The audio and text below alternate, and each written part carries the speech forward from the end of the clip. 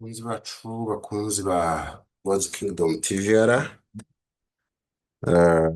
nongeye kubaha ikaze mu kiganiro cy'uyu munsi. Nk'uko bisanzwe ndagira ngo twihute turebe ku ngingo y'uyu munsi. Turayihabwa n'ubundi na Sege. Reka twumve ibyo avuga. Wakorinto wa kwanza 15:12 Nakande ajyana nta hantu muri Bibiliya handitse ko Yesu ari umucunguzi. Nibishoboka Nahazana bakwereka nahaza uhazane. Reka dusome Abakorinto ba mbere 15:12 sawa. ariko ubwo abantu babwiriza ibya Kristo Kurikira hano Oscar yuko yazutse yuko yazutse bamwe muri mwe bavuga bata yuko nta uzuka. Niba nta uzuka na Kristo ntarakazuka kabisa kandi niba Kristo atarazutse ibyo tubwiriza ni iby'ubusa kabisa. no kwizera kwanyu kuba kubaye kubusa kabisa. ndetse natwe Ngwiki ariko sindimo nje tuba tubonetse ko turi abagabo bo guhamya Imana ibinyoma kuko twayihamije yuko yazuye Kristo witazuye. takibiri. Allahu Akbar. Urabyemera ya magambo? Guys, ndagira ngo mpagarare kuri aka kantu gatoya. Ubushize nakavuzeho, uze kureba icyo bakoze, urebe uburyo aba bantu mu by'ukuri ari abanyabinyoma bari aho, batagamije kwigisha inzira y'Imana, ahubwo bagamije gukora recruitment y'iki yo kwigirira abayoboke bajyana muri Islam gusa.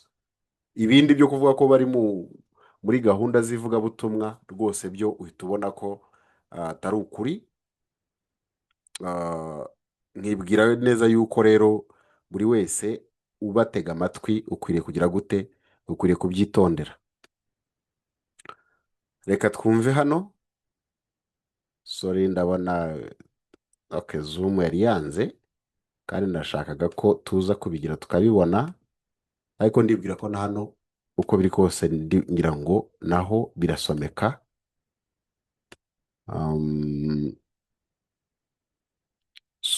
Sorry. Okay, ntacyo, reka nkoresha ibi. Ni mu Bakorinto ba mbere igice cya 15 yasomye guhera ku murongo wa 12. Ngaha havuga ngo ariko ubwo abantu babwiriza ibya Kristo yuko yazutse, bamwe muri mwe bavuga bate yuko nta uzuka. Niba nta uzuka na Kristo ntarazuka, kandi niba Kristo atazutse ibyo tubwiriza ni by'ubusa no kwizera kwanyu kuba kubaye kubusa. Ndetse natwe tuba tubonetse ko turi abagabo bo guhamya Imana ibinyoma kuko twayihamije yuko yazuye Kristo uwitazuye niba abapfuye batazuka. Murabona ko ni condition ihari, ariko abantu bahise bagarukira hano mubona na selectinze, niho bo bagarukiye hano bavuga ngo uwitagize gute, uwo itazuye, niho bagarukiye. Sorry, ndabona guselectinga hari aho nyine bidakunda, ariko reka mbikore gutya murabibona. Hari aravuga ngo ndetse natwe tuba tubonetse ko turi abagabo bo guhamya Imana ibinyoma kuko twayihamije yuko yazuye Kristo uwitazuye. Reka ngasubiremo kugira ngo wumve uburyo aba bantu ari abantu mu by'ukuri bigisha ibinyoma bagahindura n'amagambo y'Imana. Ko Yesu ari umucunguzi. Nibishoboka Nahazana bakwereka nahaza uhazane. Reka dusome Abakorinto ba mbere 15:12 sawa. ariko ubwo abantu babwiriza ibya Kristo Kurikira hano Oscar yuko yazutse yuko yazutse bamwe muri mwe bavuga bata yuko nta uzuka. Niba nta uzuka na Kristo ntarakazuka kabisa. kandi niba Kristo atarazutse ibyo tubwiriza ni iby'ubusa kabisa. no kwizera kwanyu kuba kubaye kubusa kabisa. ndetse natwe Ngwiki ariko sindimo nje tuba tubonetse ko turi abagabo bo guhamya Imana ibinyoma kuko twayihamije yuko yazuye Kristo witazuye. murabibona inshuti zanjye, muze kureba dore icyo bakoze, ndetse natwe niko basomye tuba tubonetse ko turi abagabo bo guhamya Imana ibinyoma, kuko twayihamije yuko yazuye Kristo witazuye, nuko babisomye. Bivuze ngo hano bavuze ko Pawulo yavuze yuko Imana itamuzuye, kandi sibyo. Ahubwo Pawulo aravuga ngo ndetse natwe tuba tubonetse ko turi abagabo bo guhamya Imana ibinyoma, kuko twayihamije yuko yazuye Kristo uwitazuye, niba abapfuye batazuka. Urumva arashyiraho condition, niba abapfuye batazuka.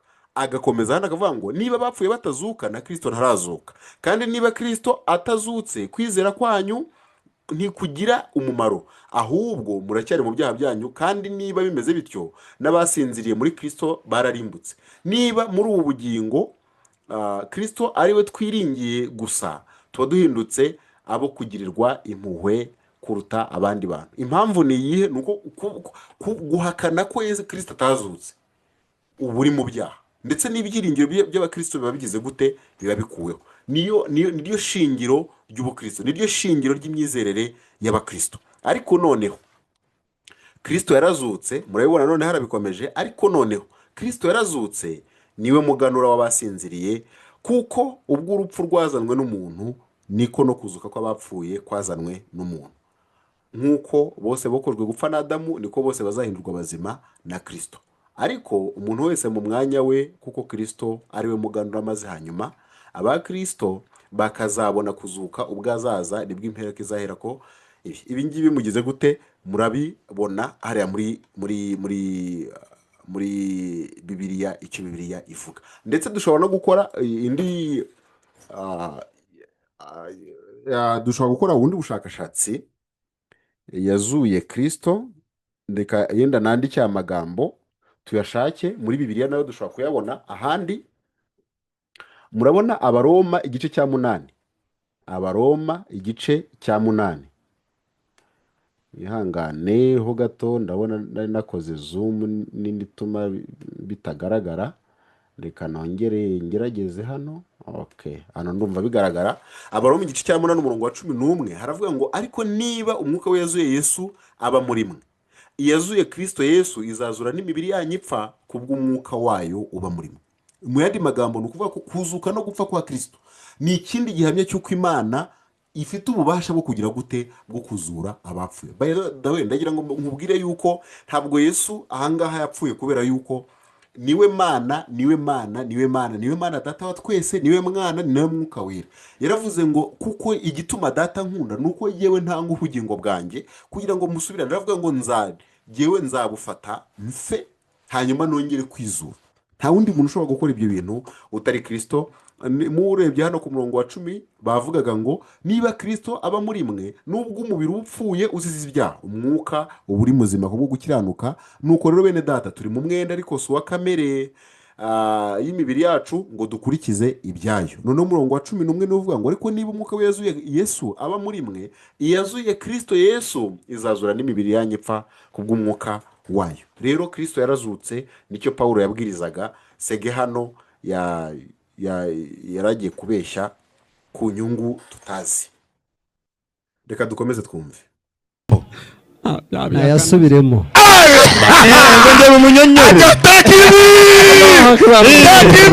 Mwabyumvise kubera ko waje ahagarariye abakristo atabizi, atigeze amenya ko banasomye n'igice, aramubwira ngo nibasubiremo. Aha baramujijishije. Ni imitwe ni ubutekamutwe ubu, ntaho bitandukaniye, kuko bagombye gusoma amagambo yose akarangira. Abayisilamu nyega ngeza gatoya, zamura akaboko, seka gatoya, takbir, kasubiremo. Ariko ubwo abantu babwiriza ibya Kristo, nibutse ni Abakorinto ba mbere 15:12. Sawa. Ariko ubwo abantu babwiriza ibya Kristo yuko yazutse, bamwe muri mwe bavuga yuko ari nta uzuka. Niba nta uzuka, yego Kristo ntarakazuka. Wandugu zangu, tangia tuanze kuzika watu Nyamirambo.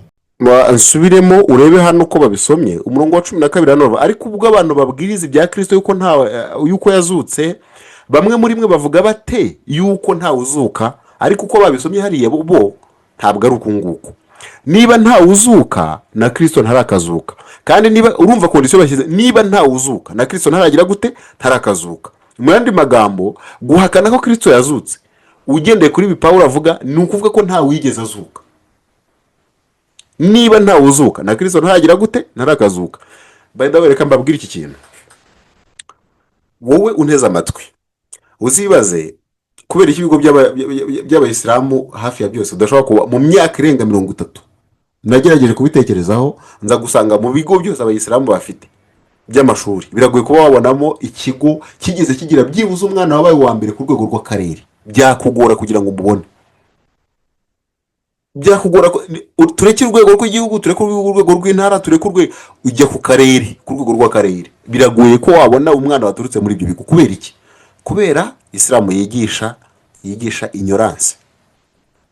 Isilamu ipromotinga ignorance, ipromotinga ubujiji, iteza imbere ubujiji. Ntabwo ituma abantu bagira gute batekereza. Niyo wanasome ibingibi uko babisomye uhita ubona ko ni ugufata ibintu bagahita babihindura, kandi kubera ko abantu batabimenye batazi gupfurikira bagahita bagendera mu kinyoma, bakavuga ngo rero ngo twasanze ngo binanditse muri Bibiliya, ariko hano barabihinduye. Ntabwo ibyo Bibiliya ivuga ari byo bavuze, babisomye ibice, babisomye uko bitari, babihaye ikindi gisobanuro kindi kidafite aho gihuriye n'ibyanditse muri Bibiliya. Hano Pawulo aravuga ngo niba ntawe uzuka na Kristo ntaragira gute, ntarakazuka. Kandi niba Kristo atazutse, ibyo tubwiriza ni iby'ubusa, no kwizera kwanyu kuba kubaye uko busa. Reka nkomeze kugira ngo mubyumve. Hano Nyamirambo kuna mtu mumeona tumemzika, amefufuka, amerudi hapa iko ngo kuva dutangiye guhamba banani Nyamirambo, hari umuntu mwabonye mukabwibwi yazutse yaje hano mu Biryogo cyangwa ku manywa y'ihangu. Ndio sababu Biblia inasema niyo mpamvu nabyumvishe, nahise anatanga urugero, ahisa konfirma cya kindi cyavuzwe ku murongo wa kanga. Niba uteze amatwi urabona ibidateye ubuswa, atari ubuswa bukabije cyane. Hano Pawulo ibyo avuga aravuga ngo ariko ubwo abantu babwiriza ibya Kristo yuko yazutse, bamwe muri mwe bavuga bate yuko ntawe uzuka. None agakomeza avuga ngo niba ntawe uzuka na Kristo ntagira gute, ntarakazuka. Mwandi magambo busege, niba avuze ko ntawe uzuka Kristo atazutse, aravuze ko nta nuzuka. Urumva atari ubuswa niba uteze amatwi. Niba ntawe uzuka na Kristo ntagira gute, ntarazuka. Ahise anatanga urugero, ahise avuga ngo mwigeze mubona umuntu Nyamirambo wazutse. Bivuze ngo arashaka kugaragaza ko nta muntu uzuka, bityo ntabwo na Kristo yagize gute, yazutse. Nyamara Korani tubwira yuko Yesu yagiye azura abandi, yazuye abari barapfuye. Mu bitangaza yakoraga harimo kuzura abapfuye. Aha rero Sege ahamije ko ntawe ugira gute, ntawe uzuka. Bivuze ngo niba ari uko bimeze, urumva ufite ibyiringiro byo kuzazuka. Wowe nk'umuyisilamu urumva ufite ibyiringiro byo kuzazuka. Niba wemera ibi ngibi Sege avuga, urumva ufite ibyiringiro byo kuzazuka. Oya, niba ntawe uzuka na Kristo ntarazuka, kandi niba Kristo atazutse, ibyo tubwiriza ni by'ubusa. Kuko aha Pawulo impamvu avuga gutya nuko bo babwirizaga ibyo kuzuka kwa Kristo, no kwizera kwanyu kuba kubaye ukubusa. Ndetse reka nishaka nkomeze hano, niyo mpamvu rero Bibiliya ivuga iti kama hakuja kuwaka mtu hivyo, niba ibyo bitarabo nta muntu urazuka, na Yesu ni uongo, hakufufuka. na Yesu ni ikinyoma cyambaye ubusa, ni igipindi, ntabwo yazutse. nabyumvishe. Nyuma yo gutanga urugero rw'uko ababaza ngo mbese mwari mwabona umuntu Nyamirambo wigeze azuka, ahise ababwira ngo niba nguko nako no kuzuka kwa Kristo, kuvuga ko Kristo yazutse ngo ni ikinyoma kigize gute, cyambaye ubusa. Ni igipindi. Kandi niba Kristo atarazutse, ibyo tubwiriza ni iby'ubusa, no kwizera kwanyu kuba kubaye kubusa. Zero. Ndetse natwe sindimo tuba tubonetse ko turi abagabo bo guhamya Imana ibinyoma, kuko twayihamije yuko yazuye Kristo uwitazuye. Wabibona he? Komeza. Guys, murabibona uwitazuye abisubiyemo kabiri ariho agarukira.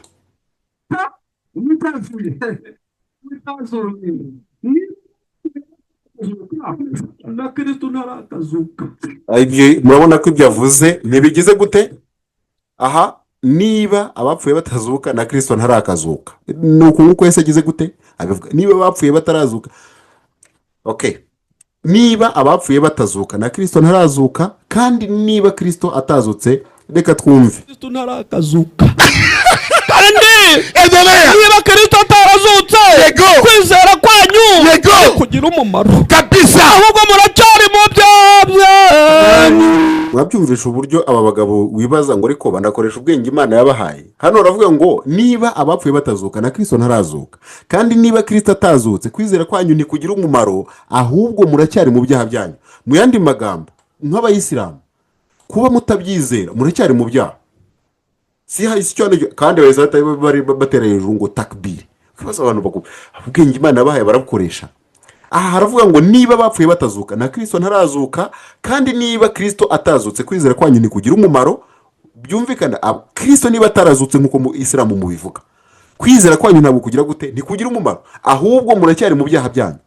Ngibi nibyo Pawulo avuga. Kandi niba abagabo uribaza ubwenge Imana bahaye barabukoresha. Reka turebe hano hejuru twongere dusubire inyuma.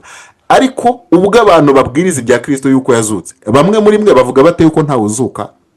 Niba ntawe uzuka na Kristo ntarakazuka, kandi niba Kristo atazutse, ibyo tubwiriza ni iby'ubusa, no kwizera kwanyu kuba kubaye ukubusa, ndetse natwe tuba tubonetse ko turi abagabo bo guhamya Imana ibinyoma, kuko twayihamije yuko yazuye Kristo uwitazuye, niba abapfuye batazuka.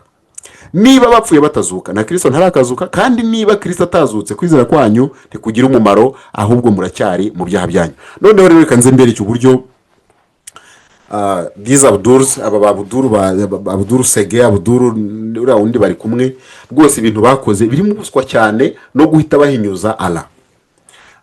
Reka turebe muri sura ya kabiri, aya ya 79. Sura ya kabiri aya ya 79. Aya ya 79. Okay, yaba ariyo. Okay, reka turore 79 cyangwa 78. Reka turore 76, kandi iyo bahuye reka turore 74.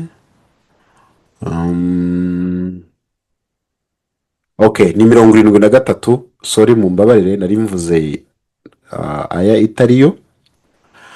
Murebe hano muri sura ya kabiri aya ya 73 haravuga ngo turababwira tuti uwishwe ni mumukubite bimwe mu bice byayo inka. Aha twaravuze babimukubitishije arazuka. Murabona ko bavuze ko bamukubitishije ngo ibice by'inka akazuka. Mu yandi magambo hano ukurikije ibyo Sege yavuze, ntabwo uyu muntu yigeze anazuka, uretse ko no mu bigaragara hano ntabwo umuntu amukubita ngo azuke. Yesu yakizaga abantu akoresheje itegeko gusa, ntabwo yajyaga kubakubita. Nguko niko Allah azura abapfuye. Mu yandi magambo Sege yavuze ko Allah atazura abapfuye, nta n'uwigeze azurwa nawe, kubera ko ukurikije ibyo yavuzemo hano, niba bapfuye batazuka na Kristo ntaragira gute, ntarakazuka. Hano yavuze ngo Yesu witazuye, hano hejuru ku murongo 14, kandi niba Kristo reka ku 13 ngo niba ntawe uzuka na Kristo ntaragira gute, ntarazuka. Sege yahise abaza ngo mbese mwari mwabona umuntu Nyamirambo wazutse? Niba ibyo bitaraba nta muntu urazuka, na Yesu ni wongo hakufufuka, na Yesu ni... Reka nsubize inyuma. Yuko yazutse. Bamwe muri mwe bavuga yuko ari ntawe uzuka. Niba ntawe uzuka, Kristo ntarakazuka. Wandugu zangu, tangia tuanze kuzika watu Nyamirambo, kuna mtu mumeona tumemzika amefufuka amerudi hapa? Iko ngo kuva dutangiye guhamba banani Nyamirambo, hari umuntu mwabonye mukabwibwi yazutse yaje hano mu Biryogo cyangwa kumanywa yihangu? Ndio sababu Biblia inasema, niyo mpamvu rero Biblia ivuga iti kama hakuja kuwaka mtu hivyo, niba ibyo bitarabo nta muntu urazuka, na Yesu ni wongo hakufufuka, na Yesu ni ikinyoma cyambaye ubusa, ni igipindi, ntabwo yazutse. Ni kipindi, ni igipindi. Murabyumva? niba abo mwashyinguye Nyamirambo bose ntayo murabona azuka, no kuzuka kwa Yesu ngo ni igipindi. Bivuze ngo hano ala yagize gute? Yarabeshye, ntabwo yigeze azura uyu muntu. Korani ahise ayihindura ubusa. Ikindi cya kabiri avuga yuko ngo Yesu reka turebe reka turore Ayisa, reka twongereho reka iri jambo ndebe ko hano dushobora kuza kubibona.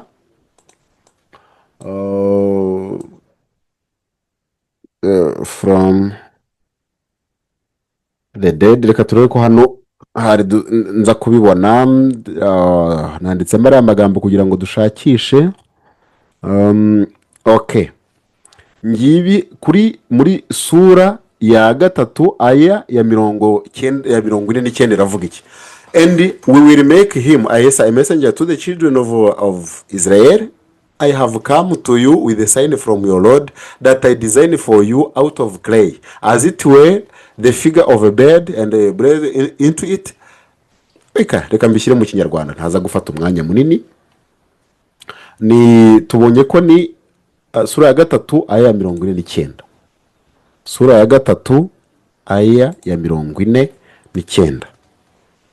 Sura ya gatatu aya ya 49.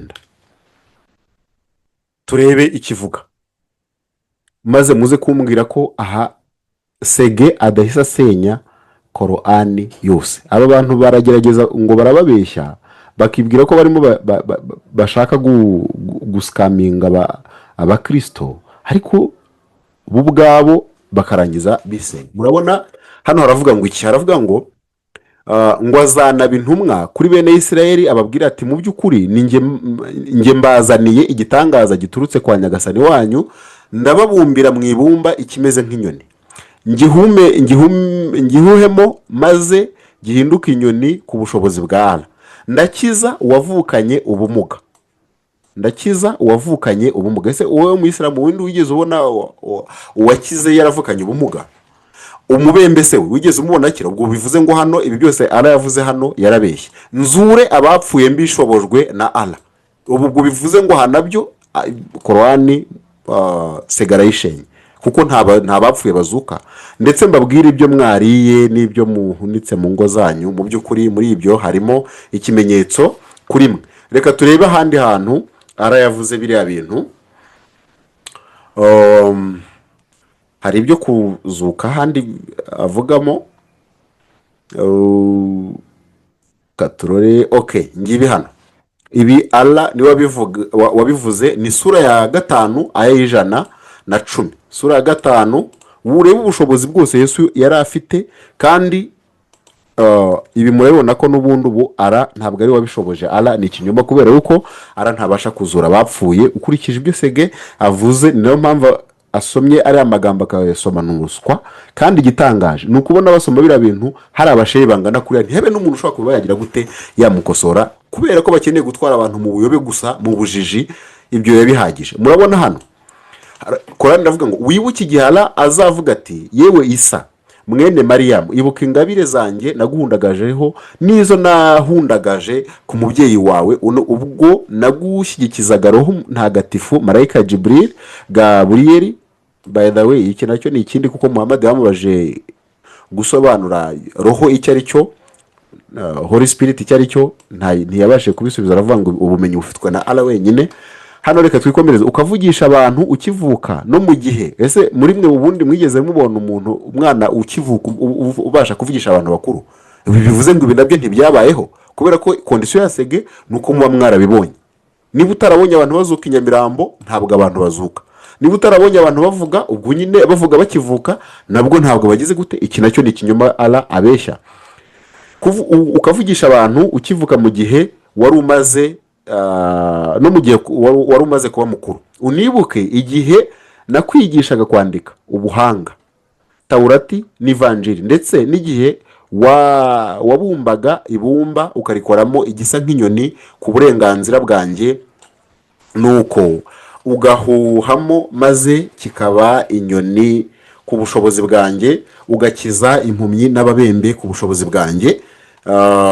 Unibuke ubwo wazuraga abapfuye, murabibona hano, bivuze ngo hano nta ikintu cyo n'ikinyoma, nta bantu Yesu yigeze azura. Isa nako Yesu wo muri Isilamu nta bantu yigeze azura, ni ikinyoma. So murabona ko rwose Sege ubu turamushimira, akomeje kugaragaza uburyo Isilamu ari ikinyoma rwose cyuzuye gusa. Guys, reka nsoze mbabwira yuko nibi ngibi ngo bavuga ngo Isa cyangwa se Yesu wo muri ngo yabumbaga ngo ibisa n'inyoni ngo kabikoramwo ngo kabihuhamo umwuka we ngo ku bushobozi bwa Allah, ni ikinyoma kiri aho. Uzashake igitabo cyitwa ni ibintu yakuye mu gitabo cyitwa ngo Infancy Gospel of Thomas. Ni ibi bintu niho Muhammad yabikuye, uwabishaka azabibona. Ibivuga yuko ngo Yesu yajyaga akora ngo inyoni ngo azikuye mu bintu, uwabishaka ashobora kuba yabibona, akoze search yabibona. Ni gospel, the Infancy Gospel of Thomas. Ni amagambo y'amahamba ari aho ngaho Muhammad yagiye aterura. Ibi ntabwo byigeze nta hantu bizwi handi ariko ubwo turabifata gutyo, nuko Muhammad yagiye aterura ibintu abikura handi, nta kundi twabigenza. Rero inshuti zanjye, ndagira ngo uyu munsi nsoreze hano, ubutaha tuzakomeza tuza kureba uburyo aba bagabo bakora ibintu by'ubuswa byinshi cyane kandi bakayobya abantu benshi kubera ko abantu batafashe umwanya wo gutekereza ku byo babwirwa. Aha nsubiremo, Pawulo avuga aya magambo, yaravuze ngo ariko ubwo abantu babwiriza ibya Kristo yuko yazutse, bamwe muri mwe bavuga bate yuko ari ntawe uzuka? Niba ntawe uzuka na Kristo ntarakazuka, urumva kondisiyo iri ahangaha. Nuvuga yuko Kristo atazutse, mu yandi magambo uvuze ko nta muntu ugira gute, ntawe uzuka. Hanyuma arongera avuga ngo kandi niba Kristo atazutse, ibyo tubwiriza ni iby'ubusa. Impamvu bivuga nuko bo barabwiriza ko Kristo yagize gute, yazutse, no kwizera kwanyu kuba kubaye kubusa, ndetse twe tuba tubonetse ko turi abagabo bo guhamya Imana ibinyoma, kuko twayihamije yuko yazuye Kristo uwitazuye. Niba abapfuye batazuka, niba abapfuye batazuka na Kristo ntarakazuka, kandi niba Kristo atazutse, kwizera kwanyu ntikugira umumaro, ahubwo muracyari mu byaha. Mu Isilamu ubyumve, niba Kristo atazutse, kwizera kwanyu ntikugira umumaro, ibyo uvuga ngo urizera, ahubwo uracyari mu byaha byawe. Kandi niba bimeze bityo, n'abasinziriye muri Kristo ye bararimbutse, nta kuzuka, nta byiringiro byo kuzuka. Kuko Yesu yaravuze ngo kwizera ko Yesu yazuye Kristo izazura n'imibiri yacu. Ndumva ari mu rwandiko rw'Abefeso, izazura n'imibiri yacu ipfa, ku murongo wa Abaroma igice cya 8 umurongo wa 11 niho havuze ngo ariko niba umwuka we yazuye Yesu aba muri mwe, yazuye Kristo Yesu izazura n'imibiri yanyu ipfa kubw'umwuka wayo uba muri mwe. So kuba Kristo yarapfuye akazuka, twebwe biduha ibyiringiro byo kugira gute, byuko biduha ibyiringiro byuko natwe tuzazuka. Wowe niba utabyizera, nta byiringiro byo kuzuka, nta kimenyetso na kimwe kigaragaza ko Imana yawe izura abapfuye. By the way, izi ntambara zose zijyamo kubera yuko Abayisilamu barwana no guhakana yuko kuba Kristo yarapfuye akazuka kandi abikozwe ari ubwo byikoreye ari Imana ubwayo. Iyo niyo ntambara Abisilamu barimo. Kumenya Imana ni ikintu gikomeye, ni ikintu cyagutse. Pawulo yaravuze ngo duhanuraho igice, tubwirizaho igice gitoya. Inshuti yanjye, reka nkubwire ngo Yesu aragukunda, yapfuye kubw'ibyaha byawe, yaje mu isi kugira ngo ubone ubugingo buhoraho. Imana ubwayo yihinduye umuntu, yicisha bugufi. Pawulo yaranditse aravuga ngo utarigeze kumenya icyaha, ngo Imana yamuhinduye icyaha kugira ngo muri we duhinduke gukiranuka kw'Imana. Ni urukundo rutagira akagero rwatumye Imana igira gute, idukunda. Mu Bafilipi Pawulo yaranditse aravuga ngo ntabwo yatekereje ngo nubwo yari imana ntabwo yatekereje ko guhwana n'imana ari ikintu cyo kugundirwa. Reka yenda ayo magambo nyashake nsoza ni Abafilipi igice cya kangahe cya 2 umurongo wa 6. Reka nyasorezeho munyihanganiro gatoya ndumva anjemo. Reka Abafilipi igice cya 2 tugende ku murongo ngira ngo wa 8 wa 6 ariko mwihangane nsome ntacyo yose nyasome. Nuko niba hariho gukomezwa kuri muri Kristo, kandi niba hariho guhumurizwa kuzanwa n'urukundo, niba hariho no gusangira umwuka, niba hariho imbabazi n'impuhwe, musohoresha umunezero wanjye guhumuriza imitima mu rukundo, mwibwira kumwe muhuje imitima, ntimukagire icyo mukorera kwirema ibice cyangwa kwifata uko mutari, ahubwo mwicishe bugufi mu mitima, umuntu wese yibwire ko mugenzi we amuruta. Umuntu wese muri mwe areke kwizirikana ubwe gusa, ahubwo azirikane n'abandi. Mugire wa mutima wari muri Kristo Yesu. Haleluya. Mugire wa mutima wari muri Kristo Yesu. Pawulo arakomeza aravuga hano ngo uwo nubwo yabanje kugira akamero k'Imana ntiyatekereje yuko guhwana n'Imana ari ikintu cyo kugundirwa, ahubwo yisiga ubusa, ajyana akamero k'umugaragu w'imbata, agira ishusho y'umuntu, kandi amaze kuboneka afite ishusho y'umuntu yicisha bugufi, araganduka, ntiyanga no gupfa, ndetse urupfu rwo ku musaraba. Nicyo cyatumye Imana imushyira hejuru cyane, ikamuha izina risumba yandi mazina yose, kugira ngo amavi yose apfukame mu izina rya Yesu, ari ay'ibyo mu ijuru cyangwa ay'ibyo mu isi cyangwa ay'ibyo munsi y'isi, kandi indimi zose zihamye ko Yesu Kristo ari Uwiteka. Kristo ni Imana, ngo Imana Data we twese ihimbazwe. Haleluya. Indimi zose zihamye ko Yesu Kristo ari Uwiteka, ngo Imana Data wa twese ihimbazwe. Haleluya. Kristo yicishije bugufi ahinduka umuntu. Kristo yicishije bugufi ahinduka umuntu kugira ngo ugire gute? Nge nawe dukizwe. Wibitesha agaciro. Kuba utabyumva ko ngo wumve uburyo Imana ishobora gupfa kandi iriho. Yapfuye mu buryo bw'umubiri. Witekereza ko yapfuye? Imana yacu ni umwuka, ntabwo yapfuye mu buryo bw'umwuka. Urwandiko rwa Petero ngira ngo ni urwa mbere mu gice cya 2 ku murongo ngira ngo wa 18. Wumva uko havuga, ni umurongo wa 10 na kangahe wa 10.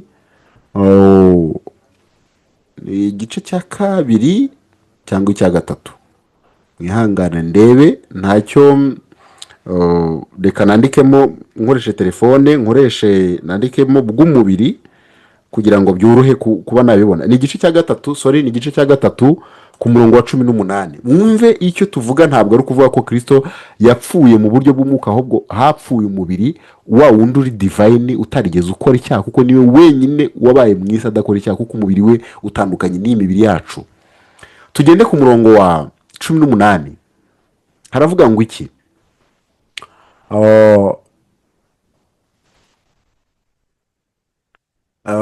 Haravuga ngo kuko na Kristo yababarijwe ibyaha by'abantu rimwe, umukiranutsi ababarizwa abakiranirwa, kugira ngo atuyobore ku Mana, amaze kwicwa mu buryo bw'umubiri, ariko ahinduwe muzima mu buryo bw'umwuka. Ibi ntibikabasobe. Imana yacu ni umwuka. Imana yacu ntabwo ari iki? Imana yacu ntabwo ari uyu mubiri ugaragara uri physical. Kristo yicishije bugufi ku bwawe kugira ngo ubone ubugingo buhoraho. Imana yemera kwicisha bugufi kugira ngo iyo ubwayo yitangira igitambo kandi ibe n'umutambyi w'iteka. Niyo mpamvu bivuga ngo ni umutambyi mu buryo bwa Melikisedeki.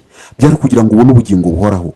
Witesha agaciro ayo maraso ya Kristo, witesha agaciro uwo mugambi w'Imana. Yesu aragukeneye. Sohoka muri Babuloni ya Islam. Sohoka muri Babuloni ya Islam. Ndakwinginga kubw'imbabazi z'Imana. Sohoka. Ubwo wumvishe iki kiganiro, ubwo wumvishe ubutumwa bwiza, sohoka. Wakire Kristo nk'umwami n'umukiza, niwe gakiza, niwe gakizwa kabo. Nta rindi zina twahawe munsi y'ijuru abantu bakwiriye kugira gute gukirizwamo uretse rya Yesu Kristo. Si rya Muhammad, ntabwo ari ry'undi muntu. Si rya Allah. Icyo ni kinyoma. izina ryonyine twagukirizwamo ni irya Kristo Yesu. Imana ibaho umugisha. Naho ubutaha ndabashimira ko wowe wafashe umwanya wo kumva iki kiganiro, kandi ngusaba kugira ngo ukore subscribe niba utarayikora, ukande kuri like, ukore kuri share, hanyuma na downloading usangiza abandi kugira ngo ubutumwa bwiza bugere kuri benshi. Intego yacu ntabwo ari views, ni ukugira ngo ubutumwa bwa Kristo bugere kuri bose. Uvuga ko wizera Kristo Yesu, ariko iyo hatakaye icyuko yapfuye akazuka kubw'ibyaha byawe, uba ukiri mu byaha, niko Bibiliya yavuze, kandi nisege wahazanye niyo wahasomye. Imana ibaho umugisha. naho ubutaha. Ab'iki gihe bakeneye ukuri kw'ijambo ry'Imana. Kurikira YouTube channel yacu umenye ukuri kwa Korani, Suna na Bibiliya. Erega kutamenya birica. Kurikira ibiganiro byacu, kanda like, ukore subscribe ndetse ukore share kugira ngo ubisangize abandi.